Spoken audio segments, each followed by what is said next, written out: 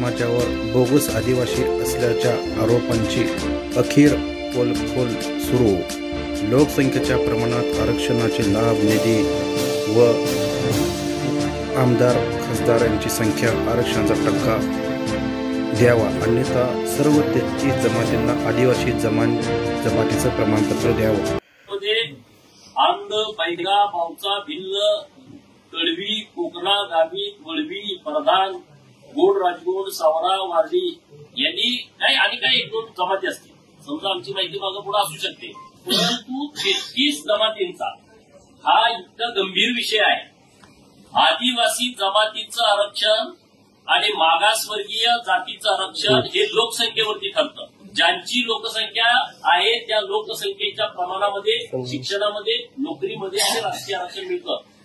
तर महाराष्ट्र राज्यामध्ये आदिवासी जमातींना 9.35% लोकसंख्येच्या हिशोबानं 2011ची लोकसंख्या ही जवळपास 1,05,10,213 आहे आणि या लोकसंख्येच्या हिशोबानं 9.35% म्हणजे 25 आमदार आणि 4 खासदार या लोकसंख्येच्या प्रमाणात महाराष्ट्रातून निवडून जातात।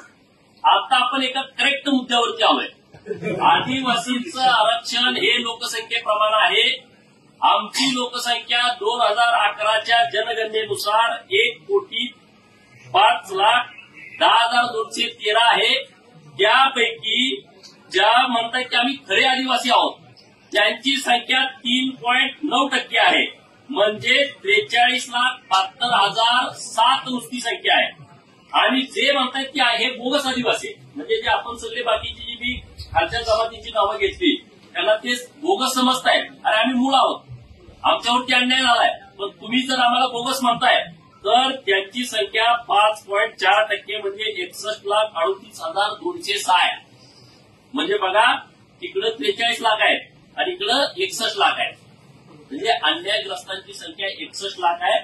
तर आमचं साधं सोपं, आम्हाला काहीच कळत नाही, तर आमची साधी सोपी एवढीच मागणी आहे, एक तर सरसकट 33 जमातींना सर्टिफिकेट द्या, नसेल तर आमची संख्या वगळून मग जे तुमचं काय बजेट असेल, मग तुमचं आमदारांची संख्या असेल, मग तुमची खासदारांची संख्या असेल, मग तुमचं शिक्षणातलं आरक्षण असेल, नोकरीतलं आरक्षण असेल, केंद्र सरकारचं बजेट येत असेल, यामध्ये तुम्ही फक्त